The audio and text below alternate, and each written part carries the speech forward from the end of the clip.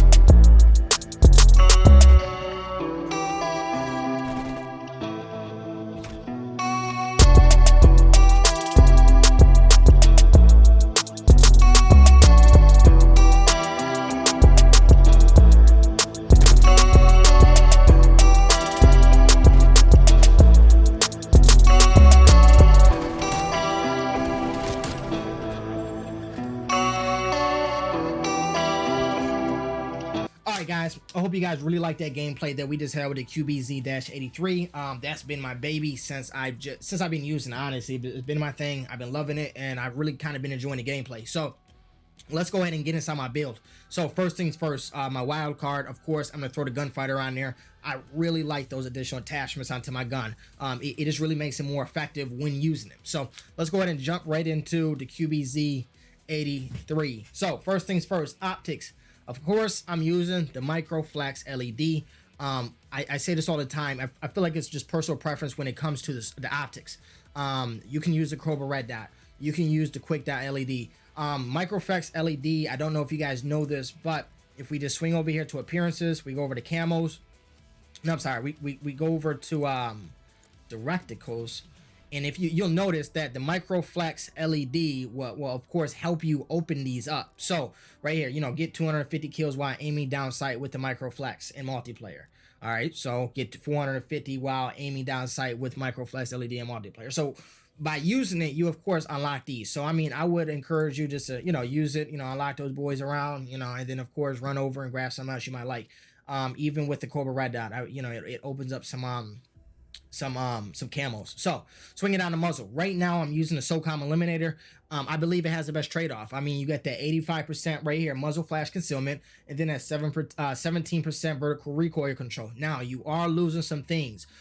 You got the shooting move speed, of course. You got the horizontal recoil control, but later on inside the build, I try to balance it out with my grips. So, you know, we'll definitely check that out in a minute. Now, if we look back at the other ones that we have, the 4%, the 90%, the 100%, I just don't feel like those are really accomplishing what I'm trying to do for this build. I feel like this is going to be your best bet.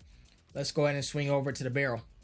Right now I'm using a reinforced heavy, 100% effective damage range, which I really enjoy. And then of course that 40% bullet velocity. Now, I want that range. When I was kind of building this, when I was kind of playing with these attachments, I wanted it to be more long distance, not necessarily like kind of hip fire type deal. So right here, you know, you got the 150 effective damage range. I was kind of playing around with this because you're losing 5% spring move speed, but that 150% effective damage range is really nice. But if you really look at this right here, you get 100% effective damage range. You get a 40% increase to the bullet velocity, which you are losing two things: spring move speed at 4%, but really the 20% aim walking movement speed. If you can get over that, you'll be good. I feel like it is a good transition. It's a good trade-off, and you don't necessarily need it for this build right here, for this gun, really. Swinging over the body. Right now, I got the 20% hip fire accuracy. Now, I was using the reveal distance ADS. I was using it because, you know, aiming down sight, of course, the red balls appear, and it kind of just, you know, helps you out when hitting the targets. But I've been finding myself being inside, you know, situations where, you know, the person's, you know, the target is up close. And that hip fire, you know, that accuracy really comes in handy for those types of situations, which you will find yourself in, especially just inside gameplay, just how, you know, how it all works out. So I feel like that's going to be good for you guys to use on the body portion. Let's go ahead and let's swing down to the underbarrel. Right now, I got the field agent grip. I feel like this is going to be the best one for this weapon. You get a 6% increase to the vertical recoil control, and you got a 20% increase to the horizontal recoil control. It really keeps that reticle on sight, you know, on that target, especially while you're shooting. So it really kind of controls that recoil on that weapon. You are losing, of course, some shooting move speed, but I mean, I feel like it is a really good, it's proportion. I really feel like it makes a difference, and it's a good trade-off. So let's swing over to magazine. Now, like I did before my MP5 video, and if you haven't seen that already, go ahead and I might attach somewhere on this video where that video is at, but I was using the jungle style mag. It's just better for me. I like it. You know, the reload quickness, I love it, and the other ones just weren't doing too much for me. Now I'm using the SAS Mag Clamp. I feel like this is going to be the route to go for the magazine on a QBZ-83. You could use the 40 round drum. You could use the jungle style mag. You just kind of got to weigh it out on what you're feeling like. But I do feel like the aim down sight time, it's a slight decrease. Don't get me wrong, but I mean, the pros outweigh the cons in this situation. I'm willing to trade them out. So swinging over to the handle. Right here, I got, of course, the field tape, 90% increase to the flinch resistance. We want that all day.